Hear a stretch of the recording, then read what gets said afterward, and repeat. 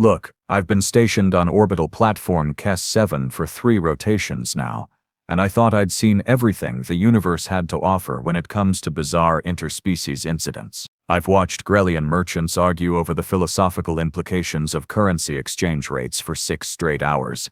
I've seen a Vathari engineer literally eat their own maintenance manual because they disagreed with the specifications, but nothing, and I mean nothing, prepared me for the day a human named Viktor Reeves decided that moving 2 meters to the left was somehow beneath his dignity, even when it meant he'd probably die for it. Let me set the scene for you, because context matters here at least.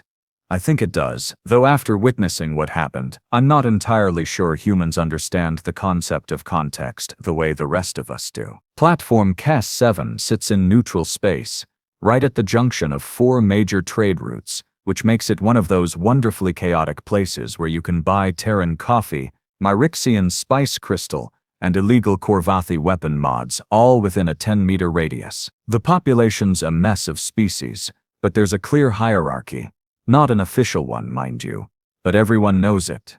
At the top, the Zenari, ancient, powerful, impossibly arrogant, and with enough economic leverage to make entire systems bend the knee. Their children, and yes, I know how ridiculous this sounds, are treated like walking deities.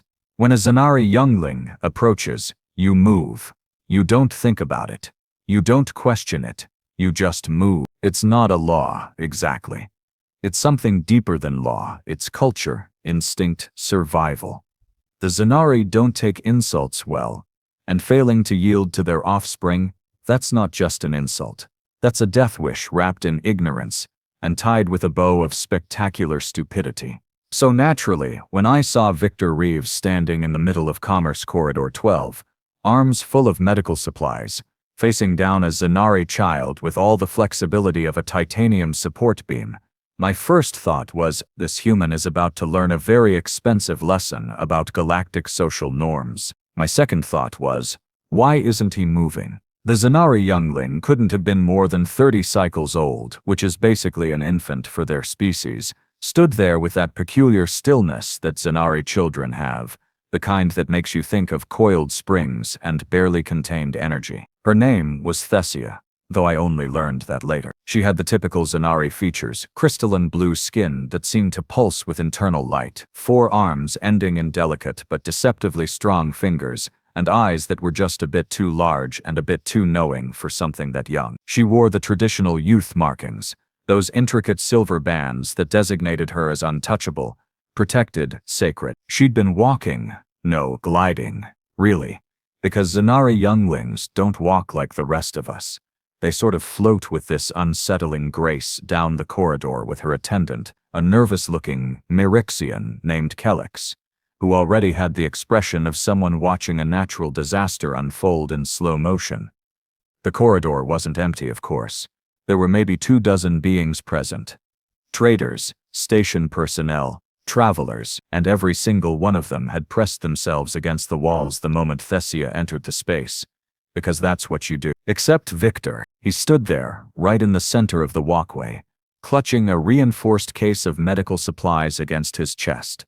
I could see the Terran Medical Corps insignia on his jacket, blue and white, crisp, professional. The man looked like he'd just finished a double shift, dark circles under his eyes, that particular set to his jaw that screamed exhaustion, hair that probably hadn't seen a comb in at least 20 hours, medium height for a human, maybe 1.8 meters, with dark skin and darker eyes that had this intensity to them. Not aggression, exactly. Something else. Something I didn't have a word for yet. Thessia stopped about 3 meters from him, tilted her head. Wait, Viktor didn't move. I watched Kelix's face cycle through approximately 7 different shades of panic purple, which is impressive even for a Myrixian. He started making these little gesturing motions with his lower arms, trying to subtly indicate that Viktor should, move.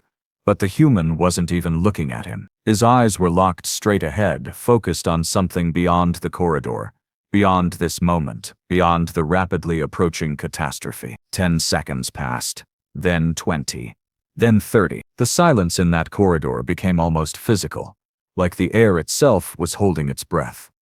I saw a veterinary merchant actually close all three of his eye membranes, as if not watching would somehow exempt him from what was about to happen. Someone behind me, I think it was a Grelian, started whispering what might have been a prayer or possibly just a very detailed list of reasons why this was a terrible idea. Thessia's attendant finally found his voice, though it came out about 2 octaves higher than normal. "Human," Kellex said, and I give him credit, he at least tried to sound authoritative instead of terrified. "You are obstructing youngling Thessia of House Morvex. Step aside. Immediately." Viktor's response was to adjust his grip on the medical case. That's it. No words. No acknowledgement. Just a subtle redistribution of weight that somehow made him look even more immovable than before. "I need you to understand something about the Zenari, because it's important for what comes next. They don't do warnings. They don't negotiate with what they consider lesser species. When a Zenari tells you to do something, or in this case, when their presence implies you should do something and you don't comply, the consequences are immediate and usually fatal. It's not cruelty, exactly. It's more like cosmic order from their perspective. Like gravity. You don't argue with gravity. But apparently, nobody told Viktor about gravity." Thessia took a step forward. One single, deliberate step that closed the distance to about 2 meters. Her bioelectric field, all Zenari have them, but they're particularly strong in younglings, began to crackle visibly in the air around her. Little arcs of blue-white energy that made my fur stand on end from 15 meters away. The temperature in the corridor dropped noticeably. Frost started forming on the nearest wall panels. Kellex tried again, voice now definitely in the range that humans call squeaking. "Human, this is your final warning. Move aside or youngling Thessia will remove you from her path, and station security will not intervene. Do you understand? You will die, and it will be completely legal." And here's where it got interesting, because Viktor finally spoke. His voice was quiet, quieter than I expected, actually, but it carried in that silence like a stone dropped in still water. "I understand," he said, and there was something in his tone that made the hair on the back of my neck prickle. Not fear, not defiance exactly. Something resolute, final. "But I'm not moving." Now, I should mention that I'm a Kessian, which means my species has a particular talent for reading emotional states across different species. It's a survival trait from our homeworld, where understanding the mood of the predator could mean the difference between dinner and being dinner. So, I could sense what was happening in that corridor, the emotional currents flowing through everyone present, the other bystanders. Terror, mostly, mixed with morbid fascination and a hint of second-hand embarrassment. Kellex, pure, undiluted panic, combined with a growing sense of professional failure. Thessia, confusion, followed by something that might have been curiosity, then the first stirrings of genuine anger. But Viktor's emotional state was the strangest thing I'd ever encountered. He was afraid, of force. He was afraid. He wasn't stupid. But underneath that fear was this bedrock of calm determination that seemed completely unshakable. And beneath that, even deeper, was something I could only describe as grief. Not fresh grief, but the old kind, the kind that's been carried so long it's become part of the person's foundation. Thessia's attendant made one last desperate attempt. "Human, why? Just, why won't you move?" Viktor's eyes finally shifted, just for a moment, down to the case he was carrying. "Because," he said, voice still quiet, still steady, "the child in Medical Bay 7 will die if I don't get these supplies there in the next 4 minutes, and I can't run through crowds without risking dropping the case. This route is clear, or it was, and 4 minutes doesn't leave time for detours." Oh, see, now the emotional landscape shifted entirely. Because suddenly, this wasn't about some clueless human who didn't understand galactic etiquette. This was about a choice, a deliberate, calculated choice between 2 lives, the safety guaranteed by yielding to Zenari Athari, versus the life of whoever was dying in that medical bay. Thessia cocked her head the other direction, a gesture that in Zenari body language indicated deep thought. "A child?" she asked, and her voice had that peculiar musical quality that all Zenari possess, like wind chimes in a storm. "Yes, Viktor said. 6 years old. Turin. Toxin exposure. Without these counteragents in the next few minutes, her neural system will shut down completely. And this child is important to you? I don't know her, Viktor replied, and I swear I could hear the smile in his voice despite the situation, despite the death sentence he was facing. Never met her before today. That's not how it works. Thessia processed this. Around us, the other beings in the corridor had gone completely still, caught between the desperate desire to flee and the equally powerful urge to see how this impossibility would resolve itself. I found myself holding my breath, even though my species doesn't technically need to breathe with the same regularity as most. The Zenari youngling's bioelectric field pulsed brighter, then dimmer, then brighter again. A sign of internal conflict, if you know how to read it. She studied Viktor with those two large eyes, and I wondered what she saw. Did she see the exhaustion in his posture?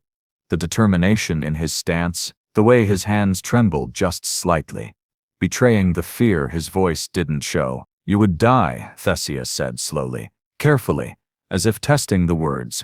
For a child you do not know. Yes, this makes no sense. Viktor's laugh was short, sharp, and absolutely devoid of humor. Yeah, he said. Yeah, I know, but I'm not moving. And there it was again, that absolute finality. That line drawn in the station's recycled air that said, "This far and no further, consequences be damned." Thessia raised one of her 4 hands, palm outward, and the bioelectric field around her coalesced into a single point of blazing energy. I'd seen recordings of what Zenari younglings could do when angered. That much concentrated energy could punch through hull plating. It would reduce a human body to constituent atoms in approximately 0.3 seconds. Kelix made a sound that might have been his species' equivalent of a whimper.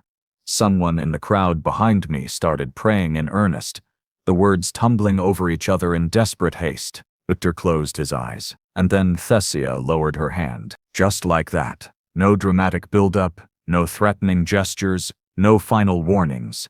She simply let the energy dissipate back into the ambient field around her, those crackling arcs of blue-white lightning fading like they'd never existed at all. And then she did something that made every single being in that corridor question their understanding of reality. She stepped aside, actually stepped aside. For a human, I'm not exaggerating when I say that the collective shock in that space was palpable enough to measure on psychic instruments. If someone had been running atmospheric sensors at that moment, they would have detected a sudden spike in confused pheromones, startled bioelectrical signatures, and what I can only describe as the metaphysical equivalent of everyone's brains simultaneously short-circuiting. Kelix actually stumbled backward, all 4 of his arms flailing in a gesture that his species uses to indicate that the universe has fundamentally broken and nothing makes sense anymore. The Vothari merchant opened his eye membranes, saw what had happened, closed them again, and then opened them again just to confirm he wasn't hallucinating. Someone dropped something metallic that clattered on the deck plating with a sound like cosmic irony. Viktor opened his eyes slowly, carefully, like he wasn't quite sure he was still alive.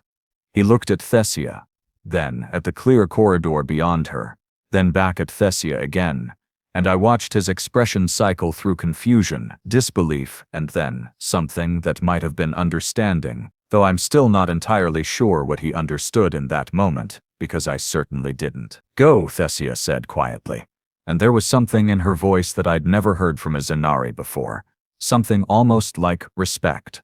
Your child is dying. Viktor didn't waste time questioning it.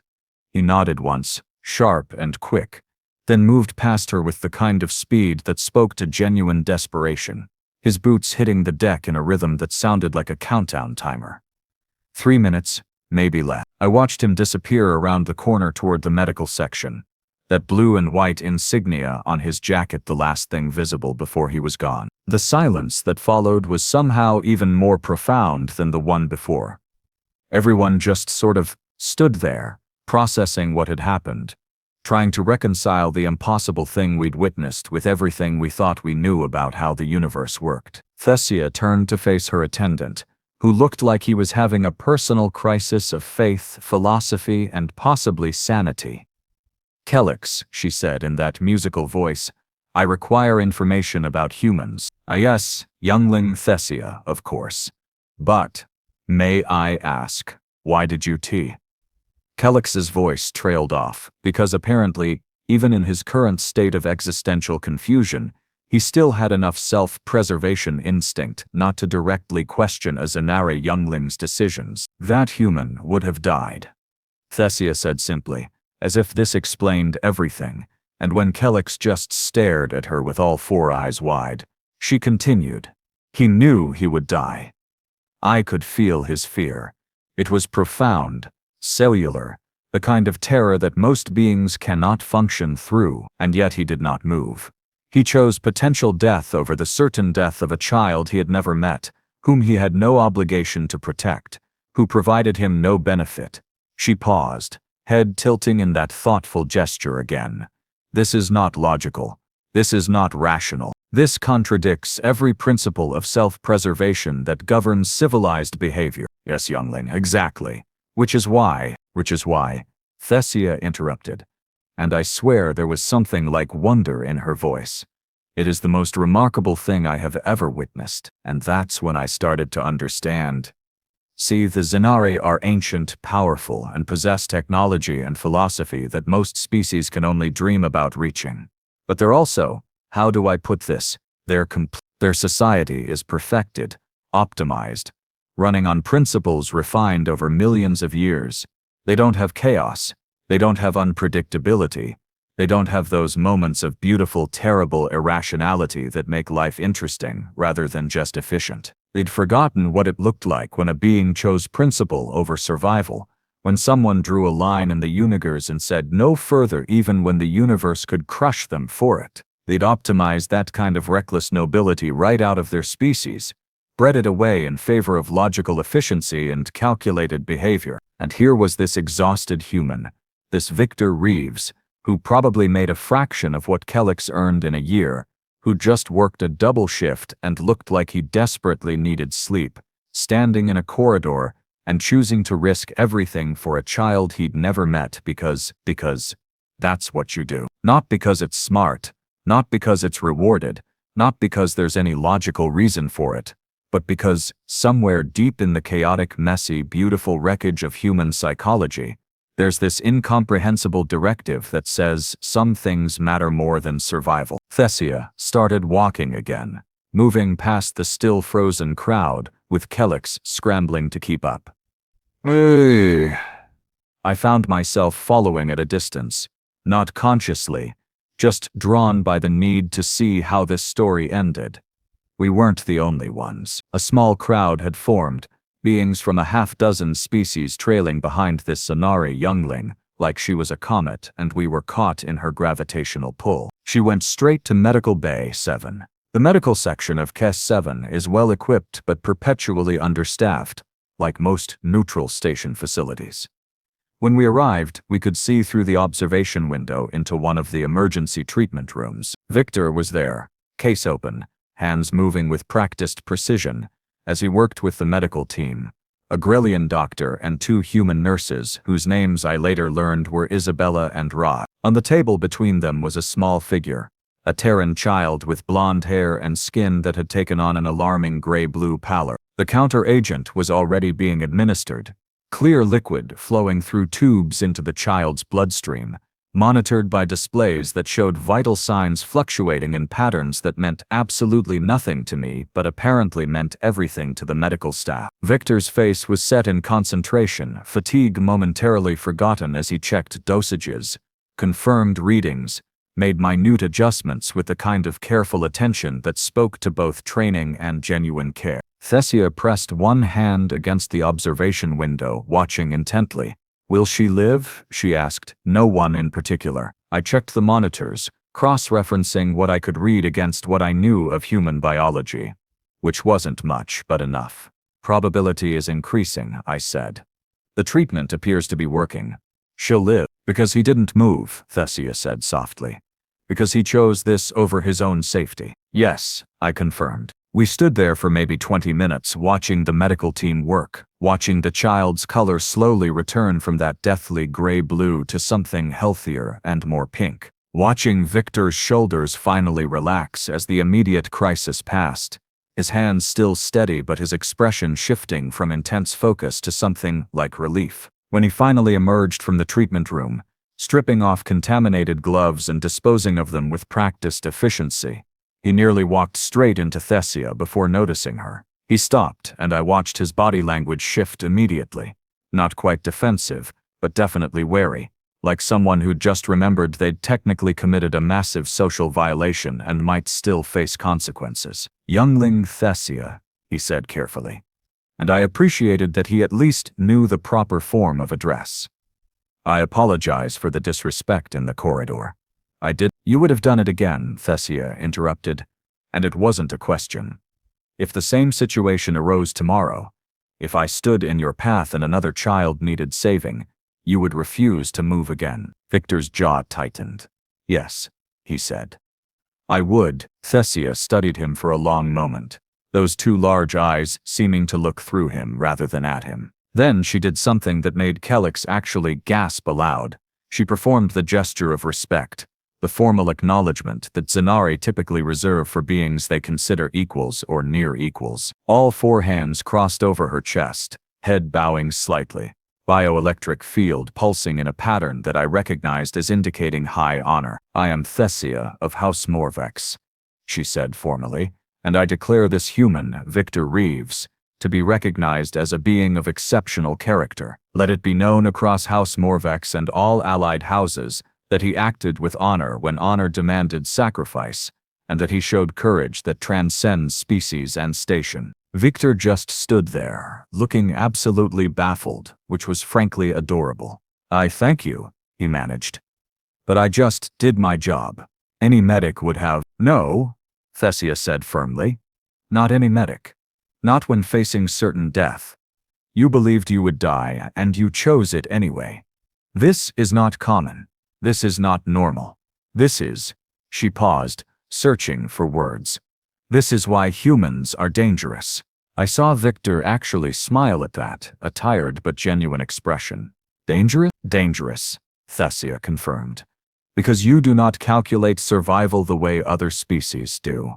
You have no respect for impossible odds. You see a line that should not be crossed, and you simply cross it, as if the universe's opinions on the matter are irrelevant.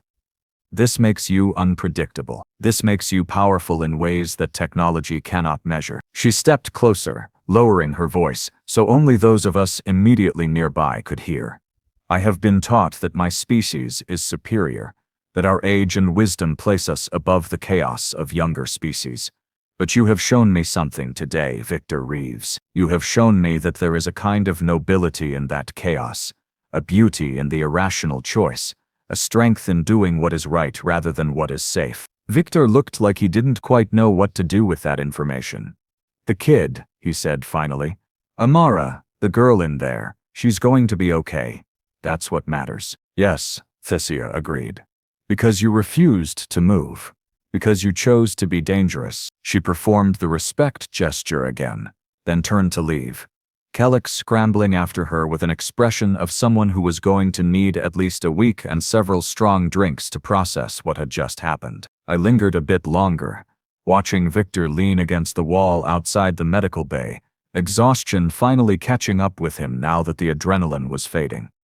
One of the nurses, Isabella, came out and handed him something hot in a disposable cup. Coffee, probably, given the way humans treated that particular beverage like liquid salvation. "You okay?" she asked. Viktor laughed, the sound containing about 17 different emotions.